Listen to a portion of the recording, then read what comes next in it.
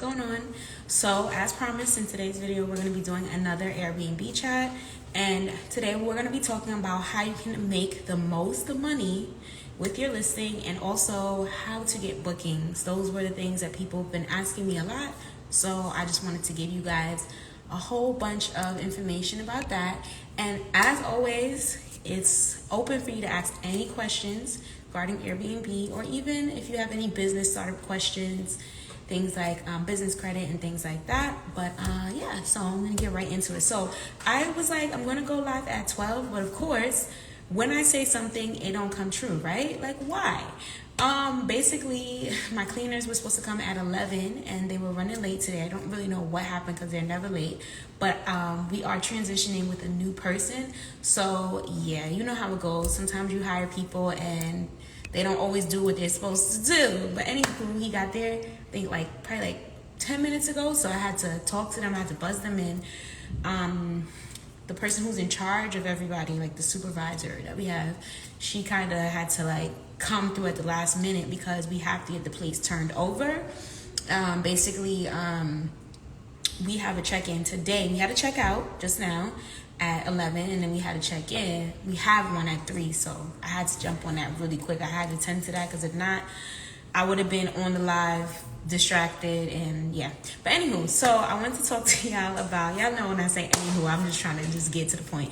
So I wanted to talk to you guys about how exactly to make the most money and how to get more bookings, because a lot of times people see how much that I earn, or I should say how much I earn, how much others earn on the platform, and they're like, "Ooh, I wanna get started in this," but then they're scared because they feel like the money that they put up, they're not gonna make anything back. They're just worried because it's a big investment and it is obviously, a risk. So first things first, scared money don't make money, obviously, but really, you can't be afraid in this business. And I feel like when you are afraid, it also makes you act out of fear. So the actions that you take, they're going to be scared actions. You have to move like you don't think anything is going to go wrong. You understand what I'm saying? And I'm not telling you to not prepare for the worst. I'm not telling you to not be smart about, the way that you go about this and how you invest your money into this, but I'm just saying to not be afraid, that you got to take risks. So perfect example with myself, my unit is not in the same city that I live in, so that's actually a huge risk because I don't have that opportunity to always check in on my property, and I have to trust other people who are near my property to take care of it, and that is very scary. But at the same time, if I didn't do it, I wouldn't be where I am right now. So far, so good. 2 of the properties are up right now and they're doing well. And now the 3rd one is about to get listed. And we just keep moving forward. As entrepreneurs, that's really what you have to do. You have to understand that there are going to be things that you might not always be comfortable with doing, but your success is on the outside of your comfort zone. You know what I'm saying? And the more money that you are going to make, usually the more problems, I should say. But it's not really problems to me, but I just say that to say you're going to, encounter a lot because you're going to get a lot. So if you want to have those, I made, 10K a month, you're going to have to expect that things come with that. Don't think that this is just the easiest thing out there. Now, it is easy because I'm going to break it down how easy it is, and I show you guys, ways to make this, work out well for you. But it does take a little bit of smarts. It does take a little bit of entrepreneurship and paying attention to certain details for you to be successful on this platform. So, anywho, I got to get a shirt that says anywho because I always say that. I wanted to talk about how to make the most money, and this is really a subject that it just depends on you as an individual and you on your unit. But obviously I will tell you certain things that just guaranteed to make you more money on this platform. So first things first, I was telling a few people that to get started, you do not need to have your own property. You don't need your own property. Once again, you don't need your own property because you can get started with your own home if you have a spare room, if you have a basement, if you have a parent who has a spare room or a house that they don't really have all of the rooms used, you can rent it out like that on Airbnb. You can also co-host with someone so you guys can, come together, put your money up together, and then get your space and do it like that. There's lots of different options if you don't have, the money right now to go ahead and get your own lease, whether it's a personal or a corporate lease, okay? So just keep that in mind. And when you figure out what type of listing you're gonna make, then that's gonna determine, okay, how much money can this particular listing make? So if you have a room, let's say, that's inside of another, if you're doing a listing where the whole apartment is not available, there we go, you may not make as much money as someone who has a whole apartment available, but there is ways to tweak the listing. It's all about how you market it. It's all about how you word it. If you are going to do it in that way, you would just make sure that you are maybe not going to be home, or maybe you tell the guests that there's no interaction or whatever, so that they feel more confident and they may book. There are people who do book those type of listings. I was one of them. Like one time I had to travel to, another state for a business meeting, and I didn't have like enough time nor money to get myself a whole hotel for just one day. So I went on Airbnb and I looked for the cheapest one, and it happened to be within someone's apartment that she was going to be home at the time, but it didn't bother me at all. I did another time, I stayed in a house where the woman had a big house. She had about like 4 bedrooms, and she was all the way on the other side. And you know what I'm saying? It didn't bother me. So there's lots of opportunities like that. But just keep in mind, it's about how you word it, how you list. Now, if you're going to go into it like me, where I have properties that have 1 and 2 bedrooms, this is how you're going to make some more money. You're going to make sure your listings have a lot of amenities. Now, when you're looking for a place, like when you're looking for the apartment complex, make sure that they have things like a pool, a gym, a meeting room, things like that, and that it's okay for people to use it. So what I mean by that is that when you get permission, whether you can list it on Airbnb or not, just see how your complex is as far as letting people come into those amenities. Is it only for the residents that live there, or is it okay for guests to use it? So make sure you ask that question. And when you ask guests, you can simply say like, if I have people over, are they allowed to use it? Because you don't want them to get a little skeptical if you're like, oh, my Airbnb guests are going to come in and out here. Just kind of keep it short and sweet, just to see what they say. And if they say only the residents, then obviously that may not be the best place for you. But when you have those amenities, people are going to book. So one of my listings has a pool, and people were, in the month of July, people were inquiring about the listing and kept saying the same thing. Is the pool open? Can I use the pool? Pool. So it was like obviously a pool. So having things like that is what's going to get you more money. Also, the amenities inside of your apartment. So obviously we already know Wi-Fi is necessary. I don't think that that's like, discussion. Like, you gotta have Wi-Fi. You gotta have good Wi-Fi. Make sure your Wi-Fi connection is like, it doesn't have to be the top speed, but at least the medium speed, because you don't want people to be using it and they gotta only sit in certain areas of the house for it to work. That is so annoying, and honestly most people would be pissed about that, and they might even say something in the listing. So just make sure you have that, but make sure you offer things like Netflix, Hulu, Amazon Prime on the TV. You don't have to have cable, but definitely set stuff like that up on the TV, because when people look at the listing, they're going to see all those amenities from Airbnb. So I might give you guys an example. I'll come on my Airbnb dashboard and show it to you so you can understand what I'm saying. But basically, when you have more amenities checked off on your listing, that automatically sends your listing up in search, and that automatically gets people to be more interested. Also, inside of the apartment, be mindful about the things that people might want, and don't like skip out on certain stuff. I know like you may want to save money, and you're like, well, I'm not staying here, so we don't need this, that. But think about it, like if you were staying there, what I like to do is like when I get my properties, I stay at my properties usually for like a week, 2 weeks sometimes, or like off and on. I come back and forth just to see what the guest experience would be like, so that I can see how the neighbors are, I can see how this and that. Because remember, I don't live there, but I do need to know a little bit about my community, that I have people coming in and out, because that just makes me feel more confident about my listing. But yeah, so when I stay there, I need things there. I need an iron, I need thing to make tea and stuff. So with that said, I go and buy those things so that when my guests are there, they feel more comfortable. So you make more money. You'd be very surprised how many Airbnbs don't have anything inside of their unit. And although somebody might book it and not know they don't have those things, they'll definitely leave a review and say, oh, it was okay, but they could have had plates, they could have had forks, they could have had more towels, they could have, you know what I'm saying? They're going to say certain things like that. And when people see that, that might be why they don't go and book your space. So let me see what some of the things you guys are asking first before I keep talking. How many hours a day do you manage your property? So honestly, I'll be 100 with you guys. Right now, I'm at the point where I'm managing them all day long. And then I don't manage them like every single hour on the hour, but I do take a look at my dashboard for Airbnb a lot throughout the day. Sometimes I put off limit hours and I just don't check. But the thing is that, remember, inquiries come in all day long.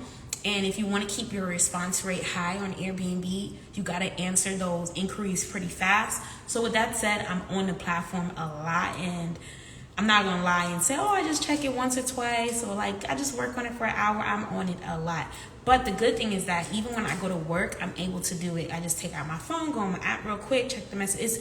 It's an app that's very easy to use. You don't need to have, like the desktop version open for it to have all the same features. And here's a plus. You can get a co-host. Somebody basically, this is how it works. So basically, you can get someone to be your co-host. They make an Airbnb profile, and then you send them an invitation, and they can see everything on the dashboard and answer inquiries for you as well. So if you don't have time, or if you're going to work, you're going to be busy, you're going to be somewhere where you're not going to have good connection, or you just can't be on the phone, get your co-host to hop in on that. Or you can even do something like get a virtual assistant. You can Google virtual assistants and have somebody just answer messages just so that you don't miss out on those messages. And when you have a guest coming, you guys, this is a key. Always answer your guests fast. When somebody's coming to check in to your property, and let's say they're confused about where is the entrance or what code to press, or the door's not opening for them, and you don't answer, they're going to get pissed. They're going to get irritated. And it takes people only about probably like 2 or 3 minutes to get irritated because they don't live there. So they come up, they ready to go, they got their suitcases and all this extra shit with them, and then they're trying to get in, the door's not opening. Just think about it. Just envision this. They're going to be so annoyed. And if you don't answer that phone or you don't answer that message on Airbnb, they're already mad. Like, now you've already put like a bad taste in their mouth. So I will just say, like, make sure that you can be on the app, or you can have somebody on the app for you, and always checking up on it, so you both can, go back and forth and make sure you're always answering people's questions and stuff. As far as an LLC, should I get it in my state? But I plan on having my Airbnb. Okay, so for your LLC, you're supposed to get your LLC in the city that you're going to, in the city that you're going to be practicing your business in. I don't really go too much in depth on how to do LLCs and how to set stuff up, because that's not my expertise. I'm gonna be honest. I have my LLC set up in the state that I operate business in, and that's what I was advised to do. But I would still, go out and find somebody who might know a little bit more about that and just ask, because when you set up the LLC out there, you're gonna have to pay the taxes and different things for that state. So that's why it's better to do it like that. I don't think you're supposed to set up the LLC where you live. It's supposed to be where you're operating your business at. So hopefully I answered that question. And what else? How do you determine the pay rate for a co-host? Okay, so to be 100% with you guys, co-hosting is tricky because it depends on how much or how little the person's going to be doing. I don't know how you guys are, comfortable with like friends or family helping you out. A lot of people tell me they don't have people to help them, or they don't want their friends or family to help them. But I would say get a co-host to be somebody in your family first and make a little bit of money, and then afterwards, then maybe you can add somebody that's a professional co-host too, so that you can afford to pay them. The biggest thing that people do a lot is they have all these extra expenses coming out, and when they're not making enough money from their listing, now they're like, where's all this money going? So with the co-host, I would say first try to find somebody that you know that can do it. Just sign in on the app, because literally that's all they're doing. I'm not talking about anybody managing the property or going in and doing anything. They're literally just on the app answering questions for you. And keep in mind, guests don't really ask that many questions. Literally, all they're asking is, a lot of times, these are the questions I get a lot of times. What's the address or where you're located? How close are you to the airport? They'll ask specific areas, like let's say they're going to a convention at a hotel, or they're going to an event or a nightclub. They ask me, how far away is that from your property? A lot of times also guests ask questions about the property while they're there. So this is the key. So that you don't have to worry about missing those type of questions, Airbnb does have something that's called scheduled messages, and they also have what is it called? Oh my gosh, let me open it so I can tell you the exact word for what it's called. It's scheduled messages, and there's messages that are attached to particular keywords. So like if a guest asks you, how do I open the door? You can put the word door as a keyword, and then a message will automatically answer them. This is so dope because there are going to be common questions that people would ask. So for me, one of my properties, the common question people always ask is how to get in, because the GPS always drops them off down the block, and then they're like confused because the entrance, there's nowhere to go in, and then they're like, how do I get in? Then they go to the door, and then they need the key. The key is upstairs, so how they get in. So what I do is I have it set up to anything that is linked to the word like get in, door, whatever, it generates a message that answers them, and 9 times out of 10 that auto-generated answer answers their question. I'm just trying to find it on the Airbnb dashboard so I can show you guys exactly what I mean, so that you guys can see that. But it is such a smart platform. And what I mean by that is like it does a lot of the hard work for you. It really does. If you're not the best with technology, you don't have to worry, because this I was about to say this shit. This app is like so smart. It just has everything. Okay, so it's called Quick Replies. So let me show it to you guys. Let me flip you guys over. Hello, flip over. Okay. All right, so you guys see that? All messages, quick replies, and scheduled messages. So quick replies is basically, let's click on it. So you guys see that? It says guest access, directions, house manual. So you can pretty much trigger messages based off of particular words. So you would go here, let's say access. This would be like, hey, come on. All right, so look, you would name it. So in this case, it's called access. And then you would change this keyword to say anything that would be a word that you would want to answer in a quick response. And once you do that, it automatically answers the guest for you. So it's so easy in that case. You don't have nothing to worry about as far as commonly asked questions. Now, if somebody's asking you something that is just very like specific, obviously you got to answer them. There's nothing to go get around that. But in the most part, a lot of times guests really don't ask you too much. I'll go more into it a little bit later on, like talking about like how to vet people, because when you vet the guests, I'm telling you, you will not get weird guests. A lot of people are very nervous about doing Airbnb for that case, because they're like, oh my gosh, well, you know, when I get guests, how much do I got to interact with them? Or what if they do this? What if they do that? Da, da, da. I'm not saying these things don't happen, but if you know how to vet the guests, you won't get those type of guests. If you set up your property a certain way, if you leave your house rules, if you communicate effectively before you even get the booking, trust me, the guests are pretty good. They won't be perfect, but they will not be those pain in the ass people that most people are imagining. I know you guys might have seen this probably a few months ago. Somebody threw like a really big party at the house, and I'm not gonna blame the host for. I don't know them personally. I don't want to blame them, because maybe they did have this stuff in place, but that comes from the host, because it's like, how can all these people come to your property without you knowing? That's one. Two, how old were these people that booked your place? Like, it's a lot of different things that go into place. Like, if you're gonna allow 21 and under guests to book your place, you better vet them. You better make sure you know why they're staying, how many people staying, and check on them. Don't just let them use your place, because they might throw a big ass party at your space. Another thing, don't let people book for one night only. I have my settings set up to be at 2-night minimum, which is another way I make a lot of money too. But I'll talk about that a little bit more with the actual dollar amount. But I usually do 2-night minimum so that people don't think, hey, I'm gonna just book this spot for us to have a little party and we're gonna be done and we're gonna trash the place. No, like absolutely not. So 9 times out of 10, not saying that somebody can't have a party 2 nights in a row, but just think about it. Like, they're not gonna be able to get away with that as easily. One night, they just invite a bunch of people over, trash it, and be out your spot. So that's why I say, like, when those things happen to hosts, I don't blame the host completely, but there's a lot of things that they probably didn't do to ensure that something like that would happen. But yeah, so how to make the most money. Going back to what I was saying in the beginning, definitely amenities is where it's at. Amenities is directly linked to how much money you're going to make. Obviously, like, people are booking for the amenities. Now, if the complex that you put it in doesn't have amenities, if let's say it's in an older building that doesn't have much to offer, find ways to give guests stuff, whether you like leave like a nice gift card for maybe like $10-15 to like a local restaurant, or you know, you just do a little bit more, like maybe you leave a bottle of wine or champagne, and this is inexpensive stuff that you could get from like Trader Joe's, Whole Foods for like $3-4, you know what I'm saying? Put it in a nice basket and you leave that on the counter so that when guests come in, they see that and they're like, oh my gosh, it's so nice.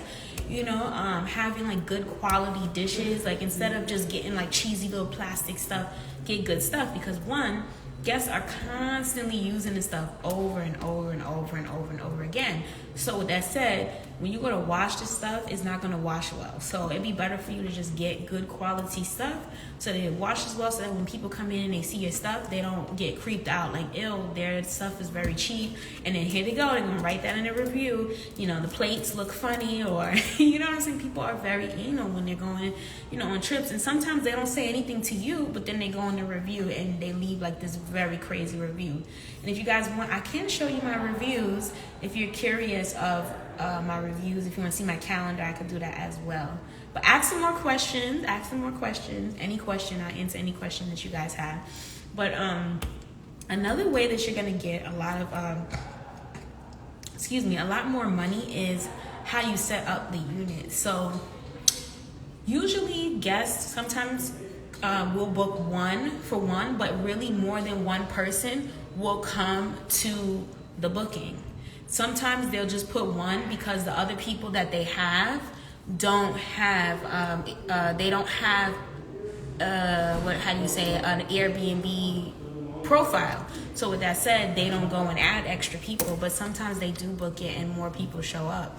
So with that said, you want to make sure that your place accommodates at least 4 people minimum. Even if it's a 1-bedroom and you normally only get, you know, you only sleep one person, have it where more than one person can stay over. So what I always do in my space is I usually have a queen size bed, and in the closet I have a air mattress. Now that sounds crazy because I know some people don't want to sleep on that, but think about it. If let's say the guest decides they're going, let's say, you know, on their vacation, or not even a vacation, they're just visiting a city for the first time, and they have a friend who lives out there, and their friend comes over, and then them and their friend have a little wine or have a little drink, or they go to dinner, the friend don't feel like driving back home. Now they have the option to stay over until you put that blow-up mattress. Or the other option is when people are booking with their friends, they can bring more than one friend. They don't have to worry about booking separate units. And this is kind of like it's like a little add-on, a sweet add-on, because even though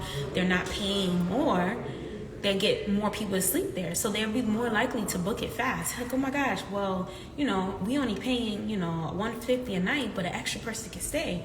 When you book at hotels, you specifically usually have to get rooms that can fit more than one person, because when you come to the hotel, you cannot bring 4 people for a room for one. So I would say that's a really great way to make more money on the platform. A lot of people don't think about that because they think about how much space their unit can fit, but they don't remember that there's some people who will come with extra people or can fit more. They'll be like, oh, two extra people are gonna come. Do you charge for extra guests? So I do not charge for extra guests unless it goes over my maximum number of people that can sleep in the apartment. So in my 1 bedrooms, I do 4 guests. In my 2 bedrooms, I do 8 guests. Now, the 1 bedroom that I have, like my very first listing, there's only 1 bed, and like I said, and there's a blow-up bed. And then the couch is actually a pull-out couch. So that's the key right there. That's a little sauce for you guys. Get a pull-out couch if you can. If you could find a couch that converts, like a little futon couch. Although, like, they're not as bougie looking and they don't look as high-end. Sometimes having that option is great, because now, again, people want to save money. The whole reason they're using an Airbnb platform rather than using a hotel is that they can save a little bit of money. When you go to a hotel, it might be $100 a night, but then there's all these extra fees and stuff added on, and by the time you're done, you're paying $300 a night. With Airbnb, it's similar. We have a little bit of extra fees added to it, but the difference is that pretty much the rate that you see is the rate that you're going to end up paying. So I always don't charge extra for the guests, because I feel like, sometimes people make a trip. Like I said, they might plan the trip and don't think about, hey, my other person's gonna come or my 2 friends are gonna come, as long as it doesn't go over the 4. Now, if I see, because I look at my Ring camera, if I look at my Ring camera and I see there's 5, 6, 7 people coming at once, which I've never had happen, but let's just say if they come all at once, then I would say, hey, listen, I counted that you have an additional, 2 guests or 3 guests over the maximum number of people that can stay. Those extra people are going to be charged a $25 rate, and that's just how I go about that. But I've never had that happen, so I'm glad about that. But I think the reason I don't have that happen is because of my house rules. I'm gonna read you guys my house rules, and you tell me if you like them. House rules are also the key to getting good guests. House rules are the key to vetting, as I always tell you guys. If you don't have like things written down in the house rules, people will pretty much do whatever they want to do. I'm not saying that if you have them, they won't, but I'm telling you, having those rules there is how you deter people from doing stuff, and it's also how you back yourself up if something were to happen. So let's just say you didn't have something that said no parties. They're going to go throw a party, and then when you're going to go try to reach out to the Airbnb platform, they're going to tell you, oh, there's nothing we can do, because you don't have it in your house rules.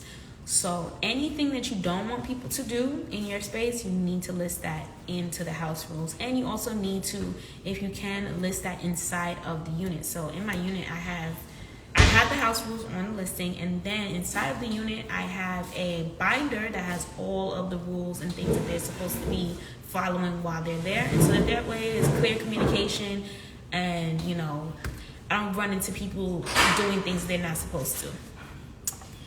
Are your Airbnbs in New York? So currently they are not.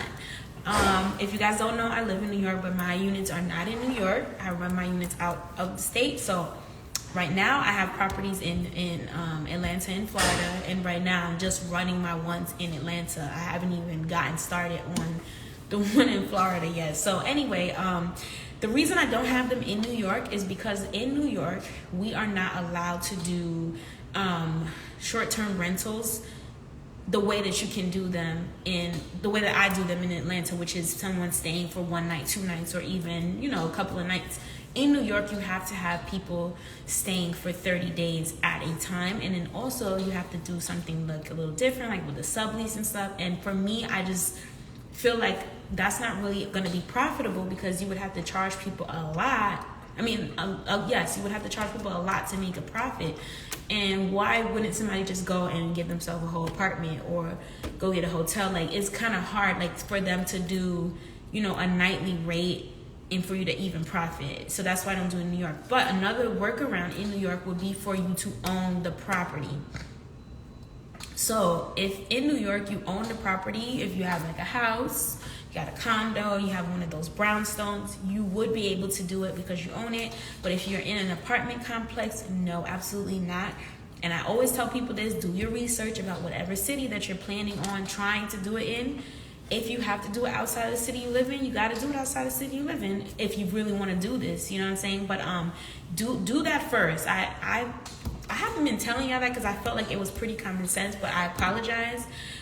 Definitely do that research first and make sure that you know the laws. Now, just because, I'm going to give you guys an example. Like, for example, in Florida, in Miami, you're not supposed to do it near South Beach. But people will hear the word Miami and be like, oh my gosh, you can't do it in Miami. And it's like, no, Miami is a huge, huge city. And it consists of many other, I don't know what they called in Miami, but like how in New York we have boroughs. There's a whole bunch of areas in counties, I should say, there. So do your research and know the law for that particular county. Don't just take people's word for it. A lot of people have been hitting me up, sending me these articles. Oh, you can't do Airbnb in Atlanta. It's illegal now. That I'm like, you guys, first of all, if it was illegal, why would I be doing it? Why would I be promoting that I'm doing it? Like, it's not. You guys have to read what it says and know the exact zoning areas. A lot of people don't know the zoning areas and the zoning rules, and they just go with what they hear on the internet. Oh, it's illegal, you're not supposed to do that. No, do your research, know the laws. As an entrepreneur, you should always know the laws of what industry you're going in anyway, so that you don't get sued and lose all your money. But anywho, with that said, yes, that's why I don't have them in New York.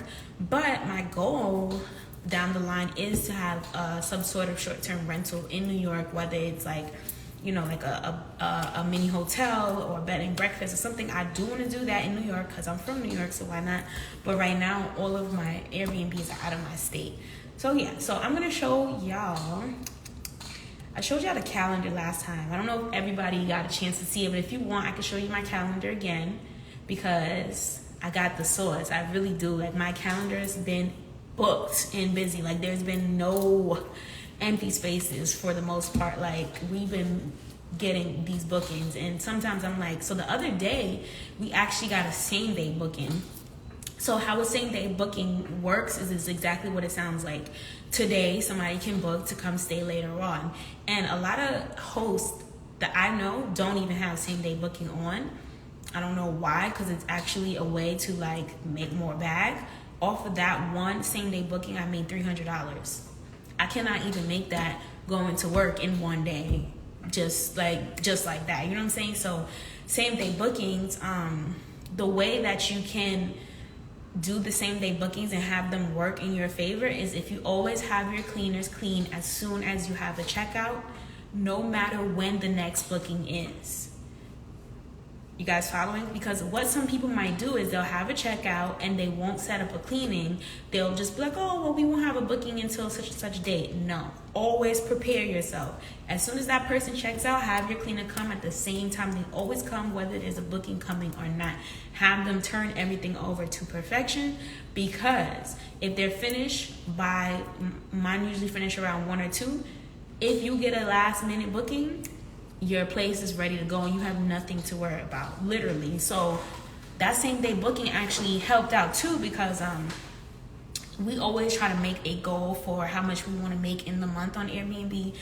And I was like, damn, literally we only need, I swear, we only need like $400 more to reach our goal. And I was like, I really wish we could get a booking. And then boom, that booking came through like later on. So yeah, definitely try to have a place that can always be ready right away. Now, if you're operating it out of state and you are struggling with finding people to clean, or how does that work, let me know and I can break that down, because I know some people are probably like, well, how do you get so many check-ins, and how does that even work? A lot of people are confused about that, so I can break it down in a way that makes so much sense so that you don't overcomplicate this situation. Because I was doing that before I started this. I was doing the but what if and how, and I was overcomplicating the whole check-in check-out process, and it's really not that deep, you guys. It's not that deep. It's very easy to do. And if you have your check-in set up to always be like someone comes in, someone comes in and out, next person in and out, you will make more money. If you're blocking off days, you're going to lose money. Now, that's common sense, but I'm saying that to say, like, some people will do that because they're nervous about not having enough time to clean and stuff. But this is why you gotta have a game plan. So when you have that game plan, you don't have no problem like with doing it back to back like that. Like, you're turning them over left and right. Some people don't do this because they're like, well, they don't want so many people coming in and out. But again, I'm just worried about making more bookings and more money. I'm not worried about my space. I don't have any emotional attachment. Of course, when I come in my place, I want it to look good, and I look around and I make sure everything's up to par. But I'm not that person that's like scared for people to come in and out. That's the only way that I'm gonna make money. I do basically what hotels do. You don't see hotels blocking off days so that they can go and deep clean and do this, do that. Like, no, like, it doesn't take but so long for them to clean the entire apartment. And we do not skip out on cleaning stuff either. We do clean everything thoroughly, but it's just like we get it done. Like, we don't make an excuse, we just get it done, and then it's ready for the next person. So I don't really know why people don't like doing it that way. Teachers don't know, because then you're gonna have to then charge more each night. When we do it like this, when we are getting slow, like let's say like today is the 1st, and let's say I want a booking for the 5th. I'm like, damn, I can always drop my rate, and I can play with my rates. But when I'm blocking off days, I would have to keep my rate the same consistently for me to make any profit. So yeah, that's, when you're doing another live. Oh yeah, definitely. I'm trying to do the lives. Like, see, the goal was every day, but like, I just be having so much going on. We're gonna do it like every 2 days, I should say. And in the live, I want to talk about more stuff other than Airbnb, but specifically been doing Airbnb lives because that's what everybody's been asking me about. Every time I share my earnings or share anything about Airbnb, I just get so many DMs. So that's why I've been doing a live. But definitely, you guys are in the live right now. Please ask your questions so that I can answer any of your questions. There's no question that I won't answer.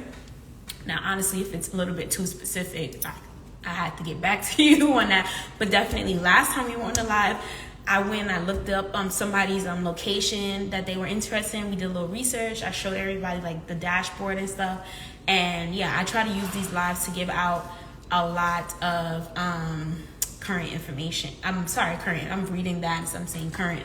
A lot of information when they book for a week. Damn, what happened? You got when they book for a week. What you mean, girl? Because I can't see. I don't know if you said something more or you're asking that when they book for a week. Is your current job in real estate? No, my job is not in real estate.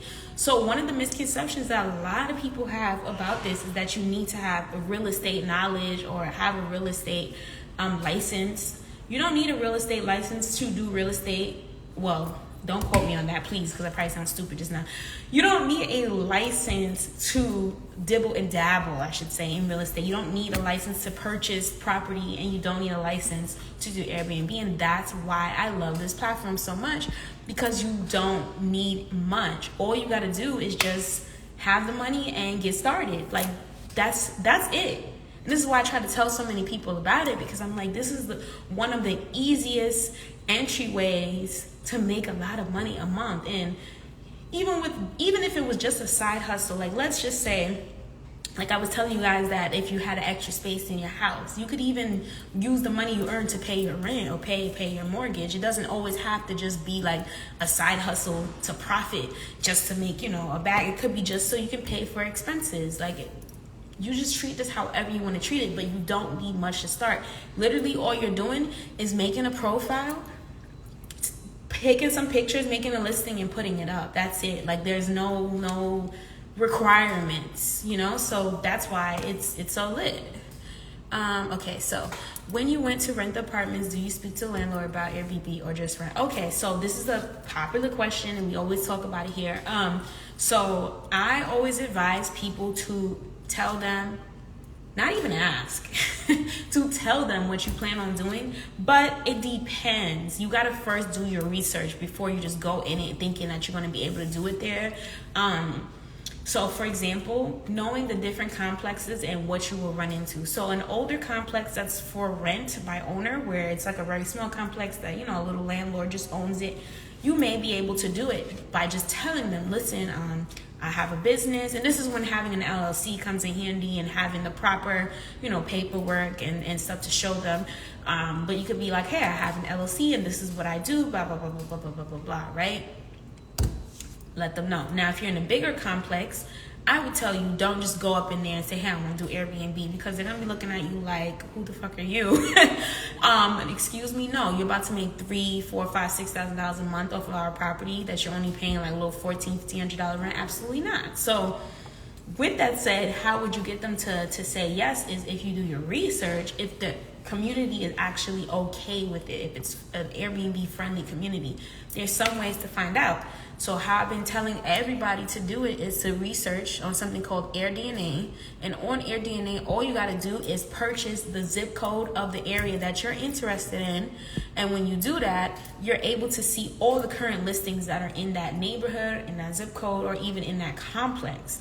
Once you do that, you will go right in and let them know. So the first property that I got, they're an Airbnb friendly complex, so I don't run into any issues with them being like, oh, why are you doing it, this and that. I don't have to sneak around. Like, it's literally okay. Now, some people ask me, like, what if they can't find a place, they're struggling to find it, or they don't know how to ask a landlord, or whatever the case may be?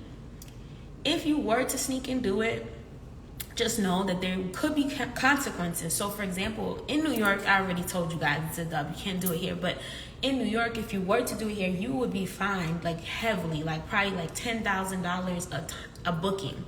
So if you were doing it for a few months, you're gonna have to pay a lot. So it's not worth it to sneak in an area where you really can't, get away with it. And I usually don't advise people to do it that way because it's tricky, and guests can pretty much ruin it for you. Not even like you ruining it. You could do everything you're supposed to do, and then the guest could, air you out by mistake or on purpose. Who knows? A cleaner could or whatever. So it's just best to get permission, but it's not as hard as you guys think it is. You just got to do the work. And so what I was telling them on the last live was doing tours. Tours is a great way to find out if it's okay to do it in the building, because you can see if any of the any of the doors have things like Ring doorbells on them. Those are usually signs that people are Airbnb hosts. Not saying that people don't have those, but think about it. Ring doorbells were really created for houses, for big properties. Most people didn't have that on apartment doors, but lately people have been putting it. But usually that's a sign. Things like lock boxes on the door, that's usually a sign. Like I said, but AirDNA will definitely give you a whole little inspection on who's doing it where. And if you guys have the extra money, it's definitely beneficial to pay for that membership for AirDNA. And then once you get the listings that you need, or once you go to the locations, then you don't pay for it anymore, and then you're good to go.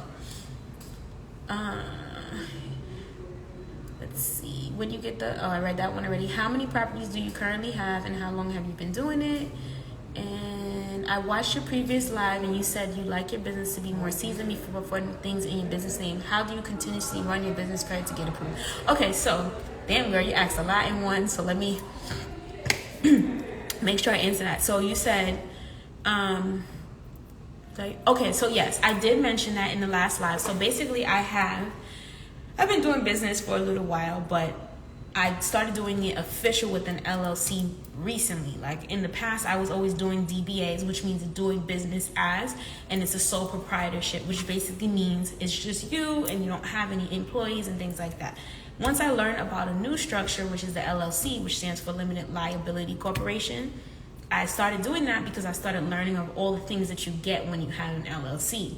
So when it came to do Airbnb, I decided not to go that route yet, because I wanted to first see if I even liked doing Airbnb. I wanted to see if I liked doing the platform, how did it work, and how easy was it to actually earn some money before I attached my LLC and went all out. And also because when I was presenting myself in the beginning, because I did do this, see you guys, when I was telling you why I don't do the whole corporate lease route, is because when I was doing it that way in the beginning, it wasn't really working out. I was saying, listen, I have a property management company, and I want to do, I have I didn't even say Airbnb. I said I have clients who would be doing short stays, and they were just like, no. Or some of them would say, oh, your LLC needs to be a minimum of 2 years. And I was like, damn, my LLC is not that old yet. So that's why I didn't do it that way. But how do you run your personal credit to get approved? So with my personal credit, why is my nose itching? All right, so you got to keep in mind that this is a complex question, or you ask a lot in one, but it's a very good question. Whenever you're applying for a complex, they are going to run your credit, yes. So what I like to do is I space out the time that I'm applying for them, and I only apply to the complexes that I'm serious about moving into. Like, I wouldn't pick a complex that I'm not too sure, because I don't want them to run my credit and give me an inquiry. That's one. Two, some complexes don't do hard inquiries, so it doesn't really affect your credit too much. And three, I don't know if you're trying to inquire, is my credit good or bad? I don't know if that's also what you're trying to ask, but I make sure that my credit looks crispy clean when I'm applying. My credit's not perfect. My credit is not like, at an 850. It's still a work in progress. But what I do is I make sure that I'm always using my credit cards. And when I'm using my credit cards, this is automatically pushing my credit score up and making me look, good. Also, I don't have anything on my credit like late payments and stuff like that. What else? I make sure I don't have I would advise you guys to do this as well. Make sure you get a real look at your credit. Don't use like Credit Karma or Credit Wise. Go on the actual credit bureau website, because you might have stuff on your credit that you don't know about. So, perfect example, I had this random collection on my account probably like 4 or 5 months ago. I had no idea that I think it was from, I believe it was from insurance. So I had car insurance, and then I went and canceled the car insurance, and when I canceled it, they charged me like a $200 cancellation fee that I never really paid attention to, so I didn't pay it, and then it went to collections. Didn't even know until one day I went and ran my credit and saw it. So it's important for you to go and take a look at your credit and just see what these complexes would be seeing. But most of them are checking Experian. So if you could just get a hold of your Experian, then you're good to go. What some people do, which I'm still playing around with this, is they freeze their credit. Not all of them, but just like the credit bureau that has the lowest score. So that when somebody's looking at their credit, like they can't see that particular report. They'll have to look at a different credit bureau. But sometimes it doesn't work like that. Sometimes if it's frozen, it might just go through a fraud alert, and then they can't see nothing, and they'll just deny you off of that. So hopefully I answer your question. And then as far as credit, I did want to talk to y'all about that, because I mentioned this in my story. So I said, I was showing you guys how you can use, you could use, credit cards, right? And I was saying this is how you're going to pay for it. And a lot of people still don't understand this concept. In their mind, they're like, credit, that's bad. I don't want to owe people. Okay. First things first, all entrepreneurs, all business people, when they start out, that's how they start out. They start out using other people's money. When you're using other people's money, you can scale your business up from here to all the way up to here so much faster. The reason why is because when you're using your own money, let's say, you got a little $5,000 in your bank account, you're going to be moving so small and so oh my gosh, I can't do this, I can't do that, because you only got $5,000, right? But when you have other people's money, it's more unlimited, and you know that when you use it, it's still going to be more of it coming. So what I mean by that is when you have your bank account, you got the $5,000, you use it, that's it. Now you got to go back to work and earn all of that again. When you have the $5,000 on your credit, you're going to then use your hustle of doing your Airbnb to pay that back. And then, boom, you're back at that $5,000 again. You still have $5,000 to play with all over again. So I hope that concept is clicking in you guys' head. And also, when you're doing this is building your credit and making your credit look better when you're actually using credit cards. Everybody should not be using debit cards. At this point in your life, if you're in your mid-20s to 30s and up, you should only be using credit cards. And debit should be here or there. Credit is really what you should be doing. A lot of people don't know this concept, but you should be using your credit cards like debit cards. People have been saying, oh, you can use it to pay a bill, you can use it for gas. That's stupid. No, use the whole thing and then pay it off. Use it, pay it off. Even if you have to pay it as you go, if you use $100 when you go to Home Depot for something for your property, and then you go and you pay it, that works. But the point is, you don't want to be using debit cards because there's really no benefit to using your own money. When you use other people's money, it sends a good trigger in the credit world, the credit algorithm, and then boom, next thing you know, you start getting approved for more stuff. So my credit cards are not that high, but I have enough of them that if I put all of them together, it's enough for me to furnish an entire apartment. And this is why I'm able to move so fast, because it's like, all right, I don't have to sit here and wait for me to build up the capital of my own. I can just go and use those cards. Once I get a booking, 2 bookings, I can pay it off, and then I'm back to business, and all the money that I start making becomes my profit now at this point. So keep that in mind, that when you first start, the first initial bookings that you make is usually just paying you back for furnishing, paying you back for whatever down payment that you had to put to move in, or deposits and stuff. And then after maybe like 3rd, 4th, 5th booking, that's all strictly going to be profits. A lot of times people will try to do businesses and think that they can, make some money, and that's all going right into their pocket. And it's like, no, girl, that is not how it works. You got to take that money, and then you got to use it for other, you know what I'm saying? You got to use it to pay things off, and then you get out of the red and you get back into the green, and then that's your profit. But he said that's smart and everything. Yes, credit card. Okay, so I want to do a whole credit video one day. I'm still learning so much, but let me tell you my journey with credit and why I got here. So I got here because there was a point when I was moving into my apartment, my own apartment, not an Airbnb, and I thought I had good credit. I had, at the time, it was like a little 629 score, and I'm like, okay, that's not the best, but it ain't bad. And I didn't have nothing on my credit. I had a little Capital One card, and I was paying it on time. I was using a little $10 here and there on it. I thought I was good. This, at the time, the leasing manager, he went and pulled up everything on my credit and started saying, oh, well, you got a T-Mobile that wasn't paid from 2006. You got and I was sitting there like, what? This was all new to me. I really did not know this stuff. I never knew this stuff. And I was sitting there like, but my credit isn't bad. Like, I don't do anything to make my credit bad, but I just didn't understand that credit is not just a score. It's also based on the behaviors, and it's based off of what's actually on the report. So at the time, I was just like, wow. So from there, I went and did a whole little journey to learning about credit and learning how to finesse with credit. And that's when I came up with the whole concept of you should be using your credit cards all the time, like debit cards. And people will say, but how will I have the money to pay it? You're only going to use what you have. So if your credit card has $500 limit on it, you should have $500 in the bank to pay it. They'll say, well, what's the benefit of that? This and that. Again, the benefit is that you're going to start getting approved for cards with higher limits. Your credit score is going to look better. So when you're trying to move into places, when you're trying to get a house, when you're trying to get a car with a low interest rate, all these different things in the big adult world, you're not getting denied for stuff, or you're not having to pay extra. That's really what you're doing it for. When you're using your debit card, you're not getting any of those benefits. You're literally just using your debit card. That's it.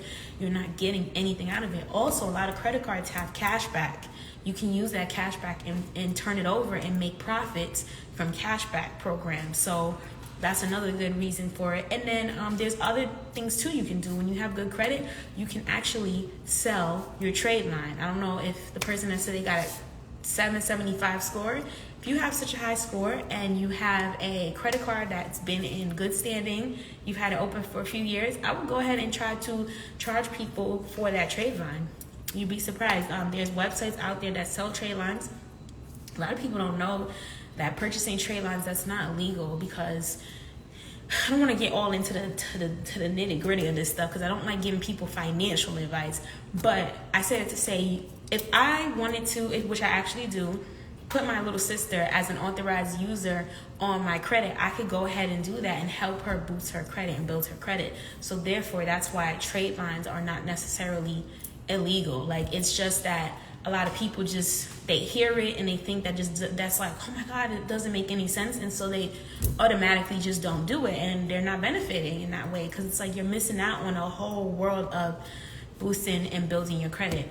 You put your family on. Yes, if you have family, everybody should be on each other's credit to be authorized users. Like, that's what we do. Like, if I get a new card, boom, I add my sister right away. Now, what I do is I actually keep the card. I don't let her use the card. It's just for an emergency, obviously.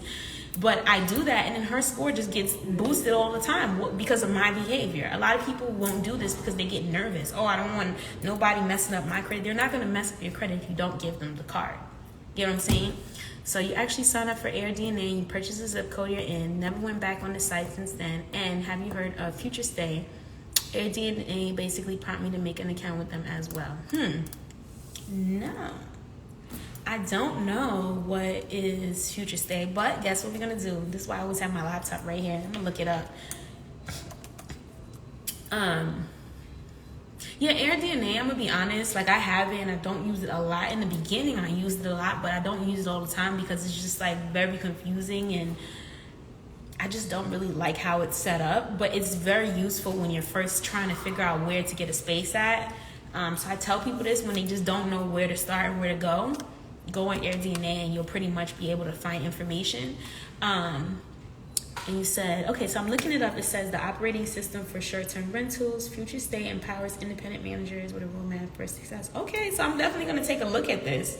So I see they have verbal, booking, Airbnb, and everything's linked. So basically, it's a management platform is what you're telling me, or they're telling me, I should say.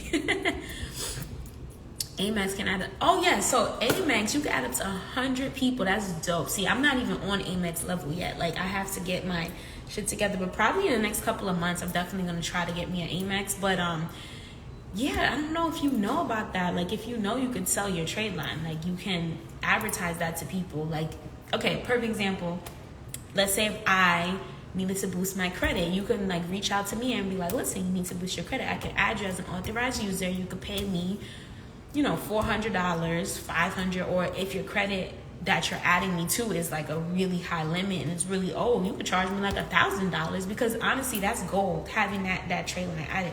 I had them added before, and I had one that was like 30 years old. When I added that sucker to my account, my credit score went all the way up, and I then went and applied for like 3 cards. Boom, one time got approved for all of them. In the past, I kept trying to apply and kept getting denied. So this is why I tell people, just add some trade lines, like, and do the right work when you add them. Don't just add them. Okay, somebody had asked me some questions up there, and I had to go back. I'm so sorry I didn't answer them because I got kind of caught up. Are you doing this by yourself, and do you have partners or want partners? Okay, so I'm not doing it by myself. I actually have a business. I have a business with my partner, so we both work together to do it. But I do help people to start their own. So if you're interested, I pretty much only do the Atlanta area. Other areas I'm not really doing just yet because I don't know about those areas. I try to tell people that, like when they ask me, oh, how to do now, I can help you with, you know, setting it up or how to do your listing and stuff. But I don't do areas outside of Atlanta because I don't know nothing about those cities. But yeah, and so I'm not necessarily looking for partners, but I do work with people or mentor people if they want to like get started or need any help with the platform. I have some people now who like DM me all about their listing, or they show me, like, ask me advice. Matter of fact, I wanted to talk to y'all about that as well. So like when it comes to like getting more bookings, the key is getting more views on your listing. And the way that you're going to get more views is if you set up your listing to be SEO friendly. If you guys don't know, I'm going to type the word SEO. It's SEO, literally. And it stands for search engine optimization. And if your listing is basically hitting all the points that it can hit in SEO, you'll start getting a lot of views on your listing. When you get a lot of views, then boom, it converts to bookings. Now, unless your listing is getting a lot of views because you're using good SEO, but like something in your listing is making people not want to book it, then it can backfire and then you won't get a lot of views for the next couple of days. So basically what I did was, with one of my listings, it's a theme. It's basically like kind of like a girls trip type of theme. It's pink. It's very obvious. I guess I like pink, right?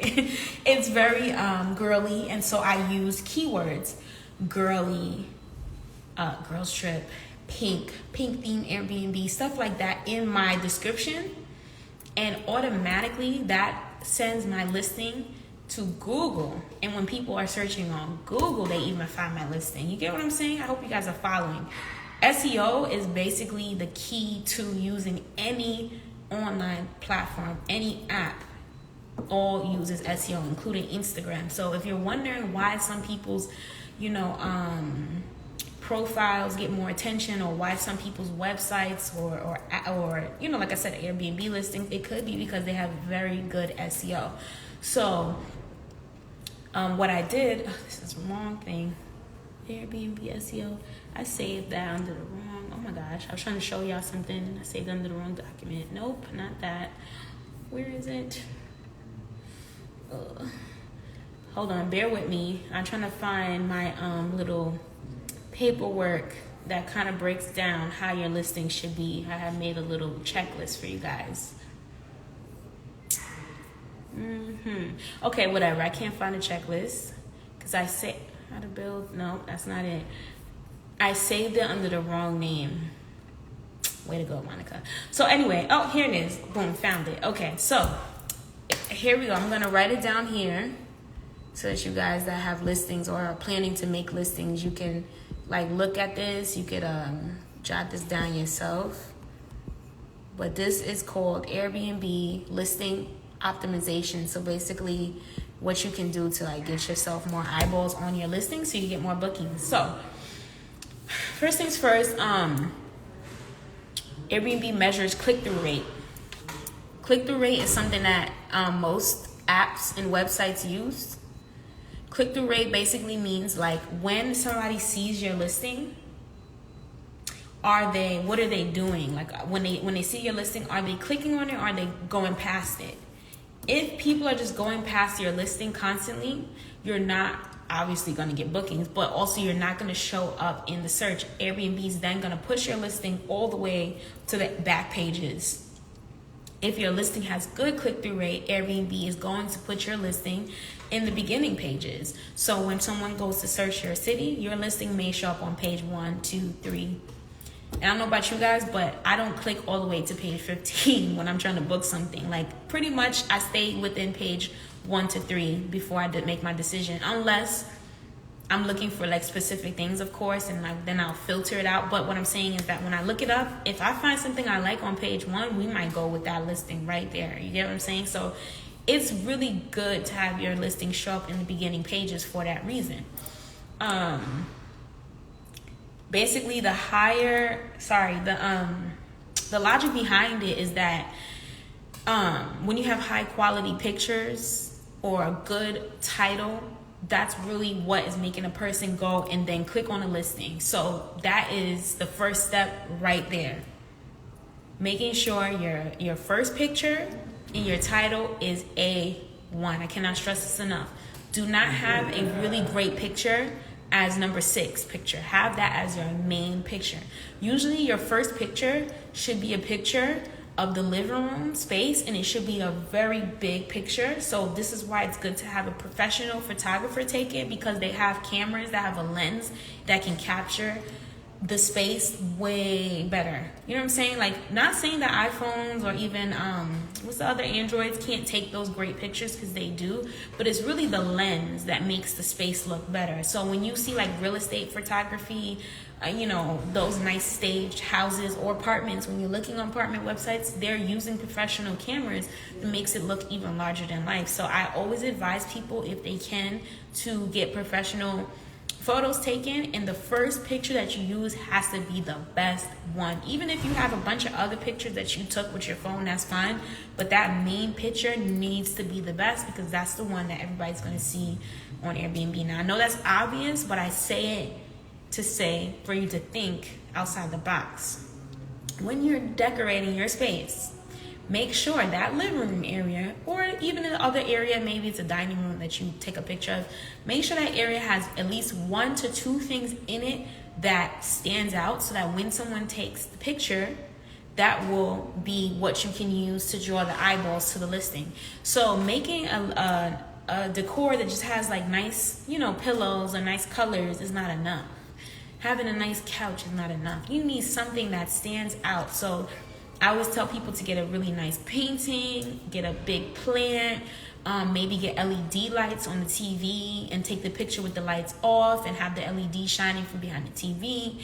I don't know, like, you know, have a theme painting and a theme pillow and tie it together. Like, I seen this really dope listing that had music artists and had pictures of like Nipsey, Tupac, all in the background, and like that drew me in. And then when I went to the rest of the listing and looked at the other pictures, they didn't have nothing else like that. It was only in the living room. And this is how you can, save a little money without having this is how you can get a lot with a little. Like, you don't have to decorate the whole entire space with, expensive furniture or have a theme in every single room, but at least have one area in the house that when you take that picture, you can use that as your main picture. I'm looking at my notes just in case you guys are wondering. So with the photos, like I said, they have to be really professional, and also the photo order is very important. So when you're taking pictures of the space, make sure, you take at least 2 or 3 photos of certain areas. So like the living room and the bedroom, it's good to have more than one of those photos so people can see it from different angles, so they can see everything that's inside of that area. So you don't want to just take it straight on. You want to take it straight on from the corner, from, all the way from here, just so somebody can see the whole space that they'll be in. And when you're setting up the pictures, you want to make sure you don't put too many of those pictures back to back. Because when someone's clicking through, if they keep seeing bedroom, bedroom, bedroom, they might get bored and then go to the next listing. So if you do, 2 pictures of the living room, 2 bedroom, and then you throw in the kitchen, you throw in this, it has more variety, and the picture order is going to speak to someone rather than just having the same repetitive area in the house over and over. Also, lighting is everything, as you guys probably know already, but having good lighting. I love to take pictures with the lights off in the apartment because I usually put LED lighting in the apartment. So I have a chandelier and one that has LED, and I have a sign, and then in my other one I have neon lights, and then I have like the little hot pink jumping LED. I don't know why, but people love that. LED is in right now, and that's really what I think gets bookings too. When you do decor that's in, like when you look at whatever's trending right now, go on Amazon and go on Wayfair and just look at whatever is like, brand new, and then throw that in there, because a lot of people don't get to decorate their own space exactly how they want. So when they go stay somewhere, they want to stay somewhere that has something that their own place might not have. So I think like having like, cool features like that stands out on the listing, in the photos. And of course, when you're taking the pictures, everything has to be perfect. So if you have carpeting, when they vacuum that carpet, you got to get those nice little carpet lines, nothing on the floor, the mirror, everything just very crisp, because in the photos, people can see those little details. And if, let's say you took the picture and noticed after, don't even use that picture or crop it out, because it's just not gonna look right. Now, as far as the title is also a part of your SEO. And a lot of people don't know this, but the title is able to be played around with to stand out. So some things that you can do is add symbols to your title. I wouldn't say to add emojis, because I don't think that emojis are readable in algorithm. Because remember, this is a computer controlling all of this stuff. A computer speaks algorithm language. They don't speak English like us. So with that said, when you use symbols like the old school, I don't know if you guys, let me see, I can show you what I mean by that. Like the old school bullets, stars, dashes, that's what the computer picks up on. They don't pick up on emojis. So in your title, you can add little symbols. And what the symbols do is make your title stand out from other people's titles. So if you add symbols and then you put the title in all caps, you're sure to get a little bit more eyeballs on your listing. What I like to do with the listing, I always keep out the name of the city in the listing. I don't know why, but I see people do this a lot. They'll be like, King Cozy Suite in the heart of, New York. You don't need to add New York, because the person is already searching. They know that they're looking at a listing in New York. They already know that. So you don't need to add that in the title. It might sound nice, but there's no need. Because you only get, I think, 50 characters. Use all 50 characters to hit it on the head, like why people should stay there. So one, come up with a catchy name for your Airbnb. If you're not good at catchy names, just look at somebody else's name and remix it. You know what I'm saying? Like, don't steal someone's name, obviously, but look at another name. You can even look in a different city at another Airbnb title that you like, and then remix the name a little bit. Change maybe instead of putting a C for cozy, you could put a K. I don't know, just have fun with it. But definitely picking a really cute, catchy name, or not even cute because there's guys in here. But you guys get what I'm saying. Like, pick a really nice, catchy name, and then you're gonna put the amenities that make your listing dope. So if you have a pool, if you got a balcony, if you got a city view, if you got free parking, if you got high-speed Wi-Fi, if you got a pool table, if you got a swing chair, whatever, you know, dope amenity that you have in the apartment or in the complex, add that to the title. That's going to make someone say definitely want to stay there, versus two titles that this one stands out, this one doesn't. So this one is nice and cozy. This one is nice and cozy, king size bed, silk sheets, this, that. Like, I'm more interested in that one now because it just has a little bit more pizzazz. You know what I'm saying? So definitely do that with the title. You also want to make sure that you don't put things like the number of beds you have or the bed size. Well, I see a lot of people do that, but it's not necessary because, again, Airbnb is going to show them all of that. Now, you might say, well, why did you put pool and all that? Because it does show that. But remember, those are things that people look for, and they need a little bit more attention to know that your listing has that.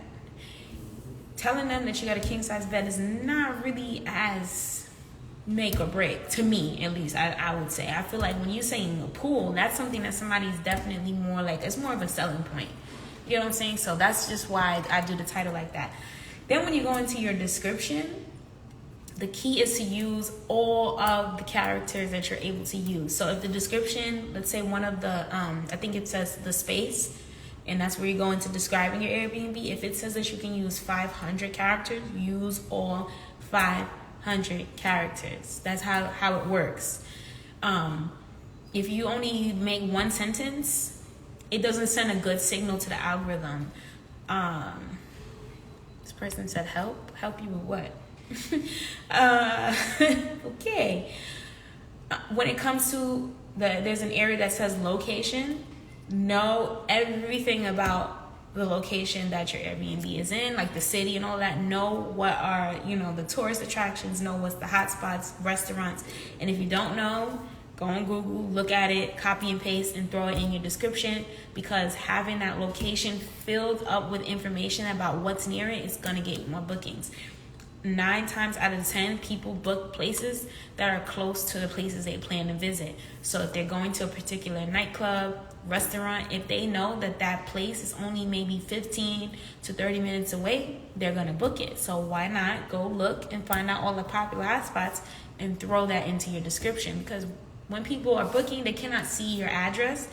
Airbnb does not show the guests your address until they have the reservation, like the day of their reservation. So with that said, they cannot tell if where you're at is close. They can look at the map, but they really don't know. And if they're not from the city, they really don't know. So if you do them that favor and be like, hey, we're 5 minutes away from this restaurant, or 1 mile away, that gives them a better gauge of whether or not that they should book.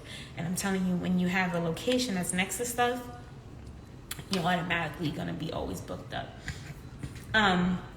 Another thing I'd like to add is something called other things to note. When you add that, always put things that you know or that you think people may be uncomfortable with. If you don't do this, you might run into some problems. So what I mean by that is, like, for example, in Atlanta, we have a lot of bugs. We have water bugs and things like that. So sometimes, this doesn't happen often, but sometimes there may be bugs that come into the unit. Maybe a water bug that may get into the apartment. I have to let people notice, because if not, they'll see a bug and go, oh my gosh, freak out and think we have roaches. So other things to know should be used for things that you think guests might be uncomfortable with, and you just give them a heads up. You could also put other things to know can also include things that that are things that people wouldn't know about your unit. So like, I have a light switch that it's connected to the Wi-Fi. If you turn it off, the Wi-Fi goes out. Guess what? You switch that off and you go turn off all the lights, you go sit in the room trying to use your phone, it's not working. You're like, what the hell's going on? Then they're going to call me and be like, hey, your Wi-Fi's out. But no, I could put that in the other things to note. Keep in mind the living room light switch, da da da. You know what I'm saying? So that's what the other things to note area is for. And then you want to also include your interaction with the guests. But anyway, this is like really in-depth stuff. If you guys want like a blueprint of it, we can talk about that, and I can upload that to my my course.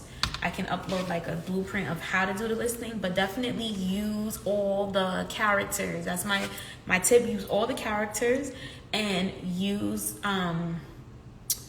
catchy titles. Make sure your pictures are really crispy and clear, because that's gonna boost your listing up. Make your listing look as perfect as possible, and work on your listing little by little. Like when you go to make your listing the first time, it might be difficult and you might not know what to write or what to put there. You can always come back to it later and edit it. I always work on my listing like every week. Sometimes I tweak stuff about my listing. I don't change stuff completely, but I might tweak how things are worded or rearrange the picture order, because two things. One, it gives me areas of improvement that I may have skipped when I first made the listing.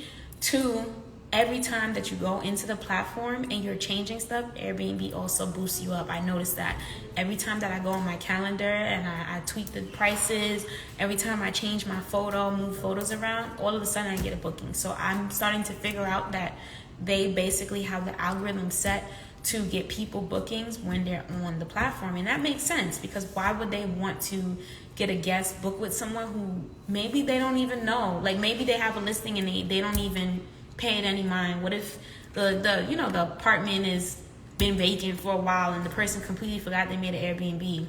I don't know how anyone could do this, but let's just say. So that's why Airbnb does that. If they see that you're always on the platform editing stuff, they're assuming that you're an active host, and so then they will start promoting your listing a little bit more to guests. Yeah, I feel like I'm pretty much touching on everything that comes to with SEO. But if you guys have more questions about what I mean by SEO or examples, definitely let me know and I'll answer that.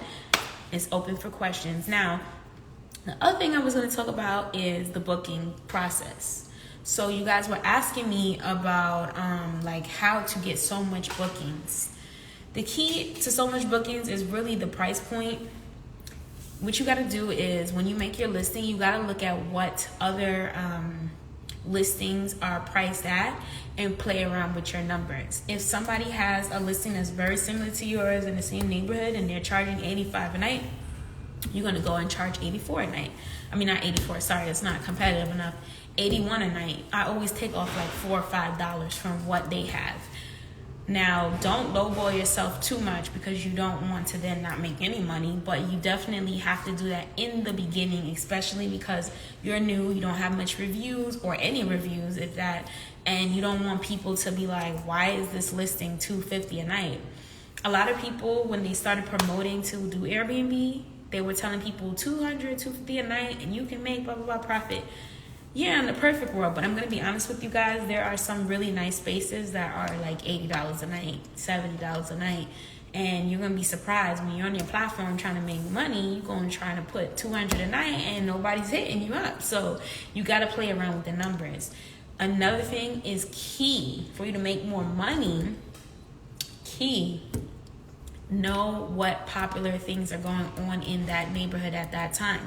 If there's any concerts, events, research all of that in advance if you can, and always tweak your prices to go according to that. So perfect example, last year they had, or was it this year? Sorry, it was a couple months ago, I think, right? They had the All-Star Weekend in Atlanta. At the time, I didn't have my Airbnb up yet, but if I was listing it, my price would have went all the way up. And the reason that you do that is because the the demand for a space is higher. When the demand is higher, you put the price higher.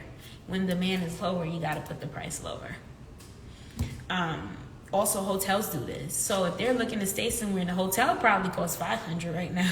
So you putting $200 is not going to scare somebody away. And honestly, this just protects you from also having people having wild parties and stuff. Not to say they won't because scammers got money and they'll pay whatever and stay there and mess it up. But the point is, usually when people pay a lot more, they have a little bit more respect for the space, and that's how you could avoid like people just, you know, throwing parties and you didn't make no profit, and now you got this huge mess to make and all you made was $100. You get what I'm saying? So yeah, $200 ran away. What do you mean? Who is this person? I don't understand what they're asking. Anyway, okay, so please, you guys, ask some more questions, some more Airbnb questions. I'm really trying to understand, what is this person constantly asked? $200 ran away. What does that even mean, bro? I don't get you. It seems complicated. But yeah, so another thing with the bookings is also like thinking like a guest. Think about the things that guests are looking for and making sure that you highlight that. A lot of people don't do that. And what I mean by that is they just make their listing and they just state the obvious things. Like they'll be like, house located next to da-da-da-da. Like, state some things that make your space so lit. You know what I'm saying? Or make your space sound lit. If you need somebody to help you write the description, you might need to do that, because you want to write your description to be exciting. You want more people to, because what Airbnb does is also when people click and they're taking like time in reading the profile for a little bit of time, that also sends a good message in the algorithm as well. So if you have people on your page for a few minutes, they will start boosting your post or your listing even more. So when you put like good things in the description that people are actually going to read, there you go. It just goes hand in hand. So don't just put obvious things like, you know, TV in the room. You can like basically, you basically got to fluff it up and be like, you know, 50-inch TVs with this, that features. You know what I'm saying? Like fluff up your listing. You don't owe taxes on Airbnb, do you? Okay, so yes, you do. When you, let me show you the back area of Airbnb.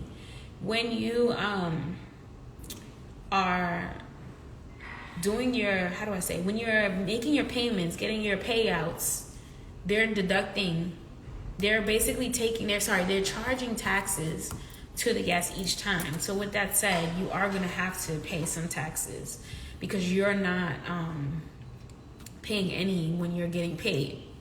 So how that works is that once you make a certain amount, usually it's around like 10,000 and more, you would have to file taxes. But everything is in the Airbnb platform for you, so it's not like anything that you have to guess. I'm trying to find where it is. There's a little area on here that you just click on that says, what does it say? I think it says like tax information, and then you would just print that out and then take that to your accountant, or if you were doing your taxes yourself, and just use that as income. And you have to do that because you're making way too much and there's no way that you're not paying taxes. You want the IRS to be knocking on your door. So you do have to. Anything that you earn, you know, a certain amount, eventually you will have to pay taxes. So that's why it's very good to treat this like a business and have a separate account for it.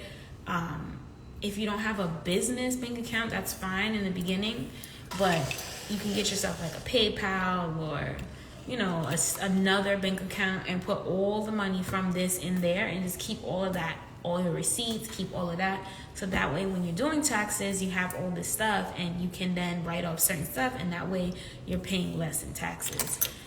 But yes, it's considered income, so you do have to pay taxes. Hope that answers your question. All right, so how long have we been on the live? I feel like we haven't been on here too long, but since you guys seem to not be asking any more questions, I'm gonna head out. But if you have anything else you need to know, feel free to DM me. I am gonna start doing the one-on-one consultations. Is it time consuming? Yes and no. Yes and no. The reason why I say yes and no is because in the beginning, it takes a little bit of work. Like, all right, so when I was looking for the property, that took me like a minute because I was doing it in so many different ways. First, I was trying the business, the corporate lease route. Then I was trying this. I kept having to try different, methods to find this property. So that took time. Then, of course, I had to furnish it. That took time. But when you're like up and running, it's really not like right now. I have a guest checking in an hour, and I'm sitting here talking to y'all, and I'm about to go do the rest of the stuff in my day. I'm not concerned. Guest is checking in. Everything's automated. If you know how to automate this, business is not time consuming at all. And automating is not hard because since so many people on the platform, there's a lot of apps out there. So one of the apps that I always tell you, well, you weren't here in the last live. One of the apps that I always talk about is called Turnover B&B. That's what I use for my cleaners. There's also something called, I think it's called Guesty. I'm just giving you guys some. Hosty. No, that's not the other one. I don't know what the other one's called, but there's a lot of apps out there. You can literally just look them up, Google them, they'll pop up. What the hell? Why can't I get this off the screen?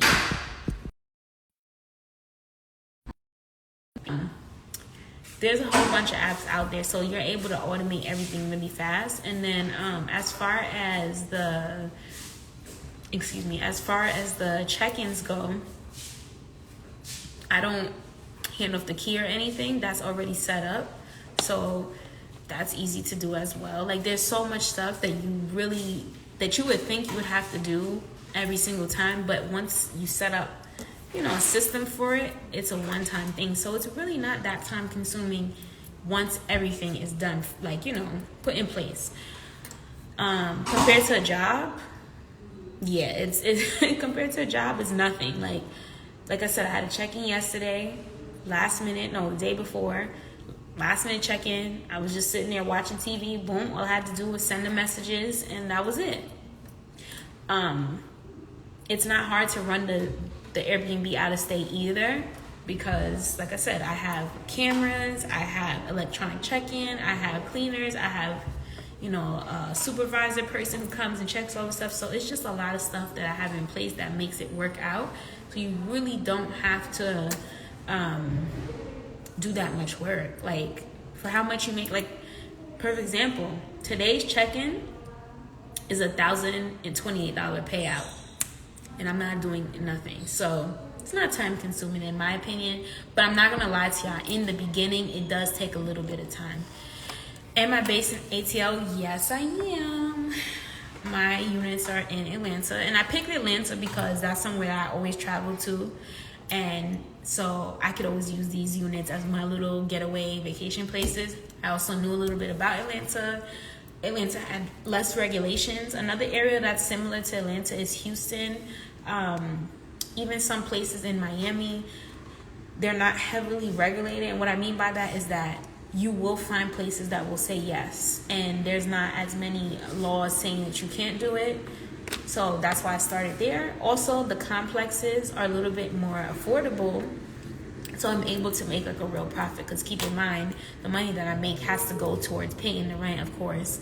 And so I don't want any unit that the rent is going to be like $1,900, $2,000, unless it's like a really big loft space or something, then that's dope. But if it's like a regular standard 1-bedroom, 2-bedroom, I really don't want to be paying that much, because that's going to cut into how much I can take home every single month.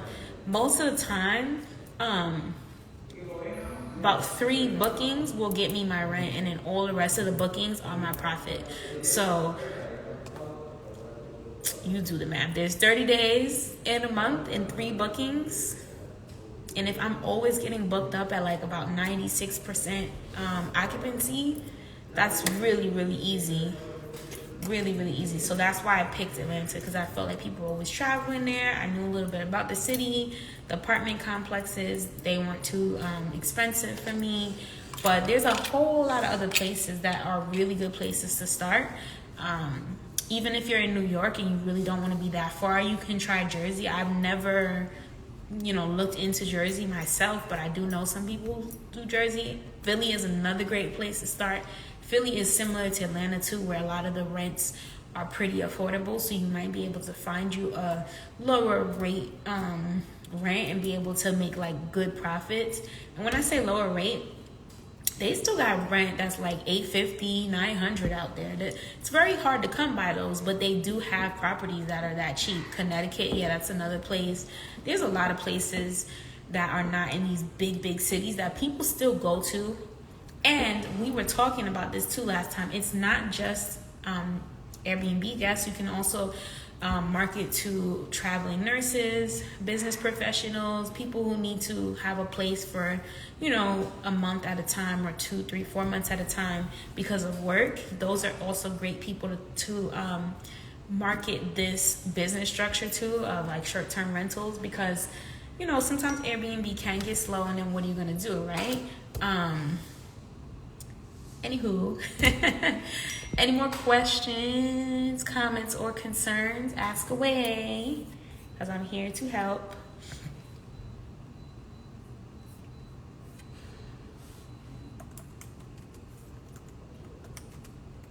Sorry, I'm answering my cleaner, and she's asking a question about something I didn't even see that she asked me that.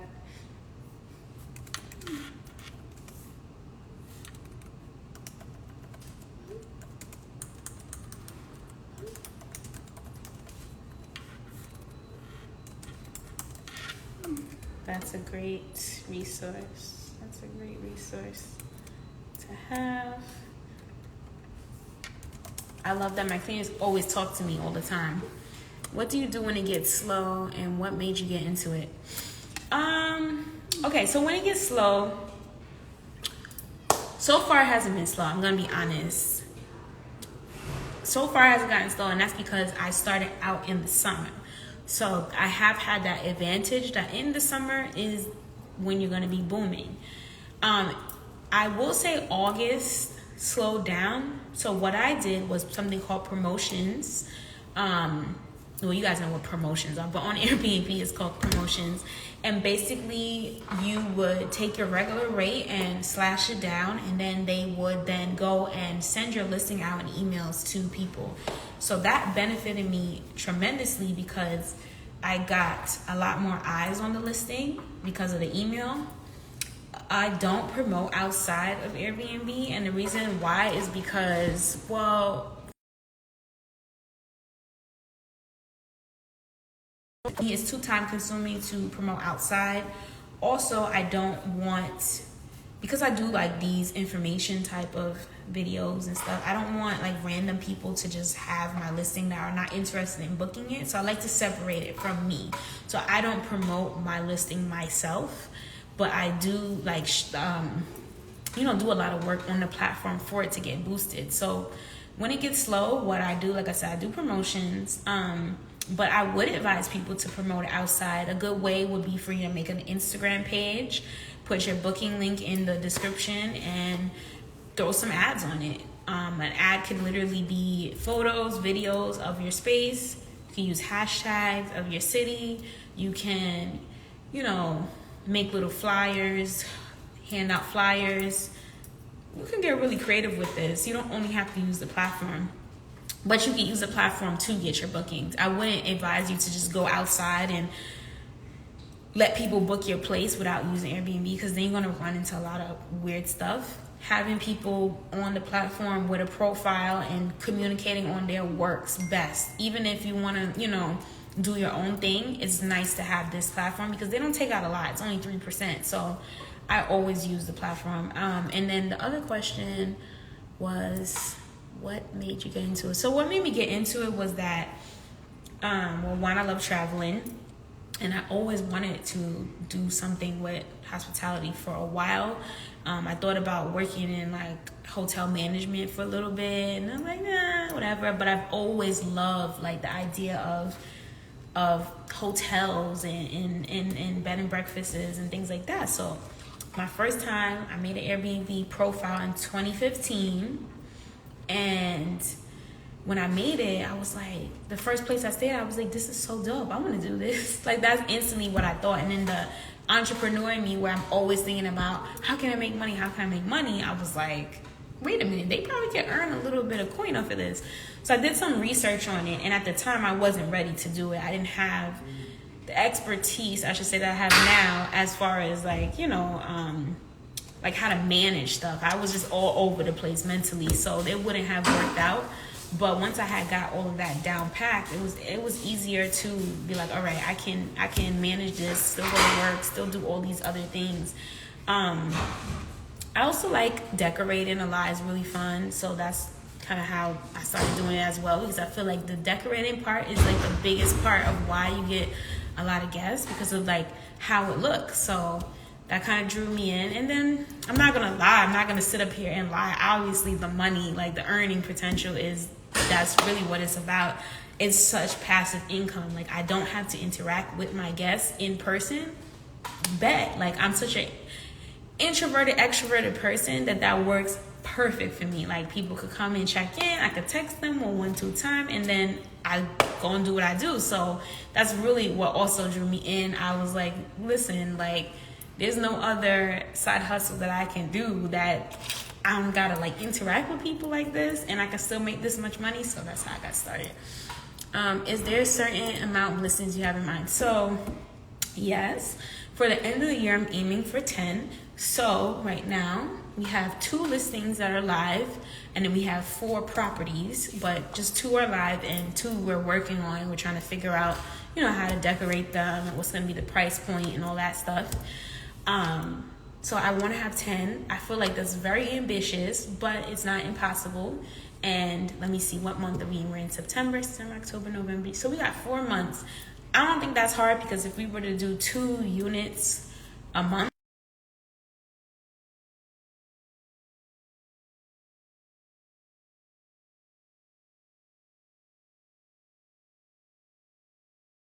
are they local, or you have in other states? No, they're not local. So everybody always asks me that. No, I don't have them in New York. They're in ATL, and I'm also planning on starting them or listing the ones that I have in Florida. But New York, I didn't do New York because you have to own a property or have 30-day stays, and I was not interested in doing in that business model. I like the checking in and checking out. It just is easier to charge like a higher nightly rate. I feel like if I were to do like the 30-day stays, it's like the profits would be kind of like low, and for me to like let somebody stay there for that long, then have to go in and clean after somebody's been there for so long, it was just like, it wasn't making sense. Also, like I thought about doing it with the 30-day and then having somebody come every week, but was just like, I don't know. I felt like doing it this way, I just make way more. So you don't see yourself doing this solely and not as... So that's a good question. So I do see myself just doing this alone. The only reason why I don't say that with too much confidence is because it is an app and it is a platform that I am working on. It's not my own. And me, I want to have something of my own that I create, that I control whether or not I make the money on it. So with Airbnb, I still have to rely on Airbnb to function and flow for me to get my bookings. So that's why I wouldn't necessarily just outright just do this alone. But would I do it like to make most of my income? Yeah, for sure. Like definitely. And when I say side hustle, I say it like that, like it's nothing. But the way that I do this, I do it like it's my job. I work harder at this than I do at work. So for me, it's funny that I say side hustle, but I really don't treat it like that at all. But I say side hustle for others because I know not everybody has the time or the resources in the beginning to do it the way that I'm doing it. So that's why I introduce it like a side hustle to most people. But yes. I'm over here reading these messages from my guests, just making sure everything's going good. So I got one guest checking in today, and then another at the other property. They're checking out in 2 days, I think.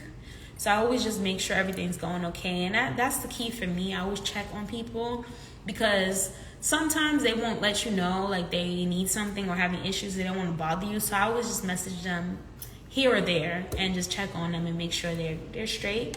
So I'm just over here reading my messages, making sure that the guest that's coming in, she got all her directions set. She knows how to get in. And then the next guest that's leaving, making sure that they're still okay. Because they was having some issues when they first got there, and it was stressing me out, but they're fine. Basically, the key fob wasn't working, which it was something wrong with the key fob in the entire building. The elevator was down. I was like, oh gosh. And that's the thing. Like, sometimes you could do everything on your power to have the guests have a good experience, and then for some reason all these weird things start happening while the guest is there. So I just like to be proactive about answering their messages. What was your initial investment? Okay, so I started out, let me see, I would say it was like $7K, because I had to pay a deposit. Well, I had to pay the application fee, the admin fee, a little deposit. I got a rent special, so the rent was like at a lower rate than most of the people who had that same unit, so I was happy about that. And then to furnish it, then my cleaners, I had to pay someone to come and set up some of the stuff in the apartment, like mount the TVs, set up the Wi-Fi. I had to get my camera system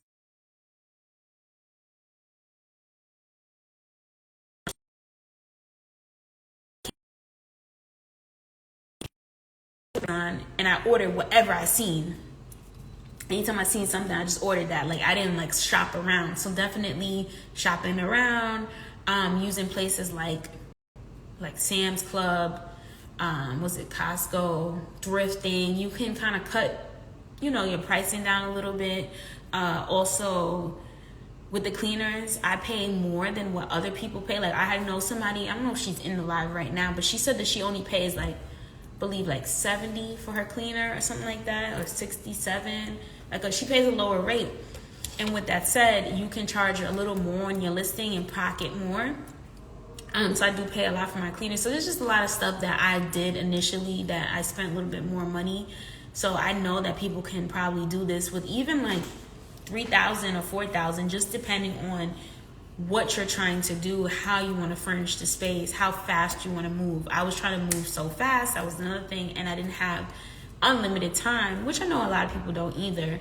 I had to go back to work, so I had to like get all my furniture and stuff on a certain day while I was there. So that kind of limited me from going and picking it up from this furniture store, or doing this and doing that. So yeah. Do the cleaners look for broken? Okay, so my cleaners are better than regular cleaners. They're like turnover cleaners, as I call them. They specialize in turning over. Like, they make sure the light bulbs are all working. They make sure the AC is working. They make sure there's no weird like a leak or anything, like plugs looking like they've been, tampered with. The batteries and the remote is working. Every little thing that you can think of. And I basically came up with a checklist and had them look at the checklist, and then we just go over it together. So now it's to the point that when they come in, they actually look for those things and then let me know. If anything's low also, like any soap or things like that, they check for that.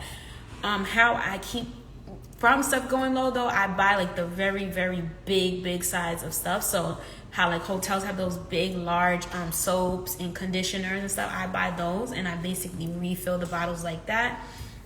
With towels, sheets, I buy tons of it, like every single time. If I'm bored, I go buy some towels. Like, that's what I do in my spare time, like, because I need that stuff, because I don't want it to run out.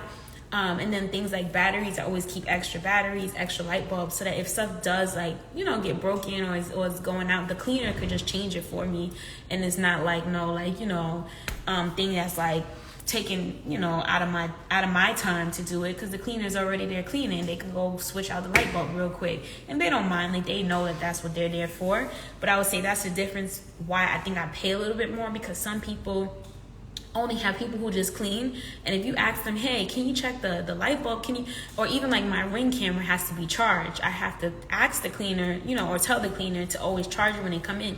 Somebody else might not do those things because they feel like they're just there to clean. So that's kind of why I pay a little bit more. Do you store it in locked area in the apartment? Oh yeah, so for the cleaning supplies, so with my first unit, I just have my cleaning supplies out.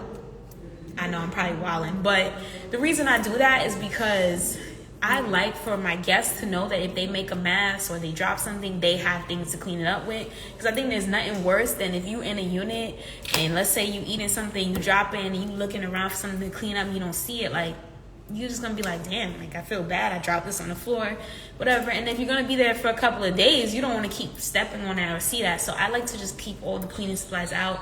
with that said, I didn't want to have to keep worrying about refilling the guest cleaning supplies and the cleaners cleaning supplies. So I literally just have everything there.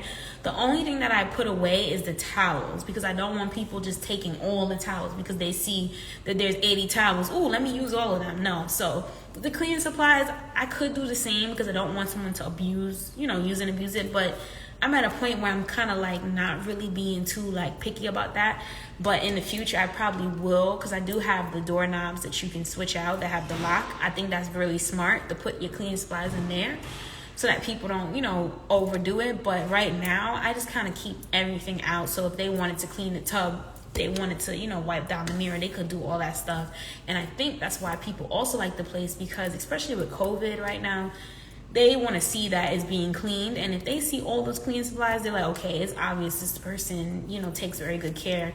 I've even had guests tell me that they, came in and they were going to go to Walmart and buy stuff. And then they saw all this stuff I had and they were like, wow, I never, stayed at Airbnb with so much stuff. So for me, I feel like that's like a pro about my space. So I don't lock it up, but I would say I get why people do it. And it does make sense from a, what's the word I'm looking for? Like a profit and loss standpoint. You don't want to be losing money on things like cleaning supplies, because it does get expensive buying all that stuff. But I just personally don't lock it up for that reason. And then there's nothing in the apartment that belongs personally to me. So like I don't keep anything that if somebody were to take it, my feelings wouldn't be hurt. I just make sure there's nothing out that is special. Like everything that's there is for the guests. If the guests ruin it, obviously then I gotta replace it. But with that said, it's like I don't really have no need to like lock anything up in the apartment. But if you're somebody who has like your own things there, or maybe you stay there, that's a good idea to get you a closet in the unit. You just switch out the doorknob. It's really cheap. The doorknob's like $10-15. You just switch the doorknob out, or you can even put the keypad doorknob. You can switch it out and have like a code, and then your cleaners can go in there, or you could go in there. That is an option as well. But yes.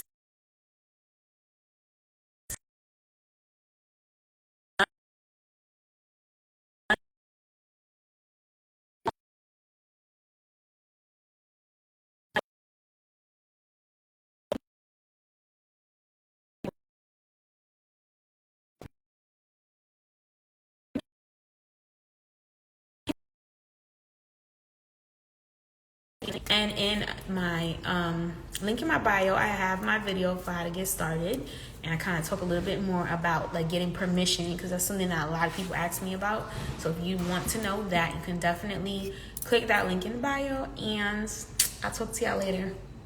Bye bye.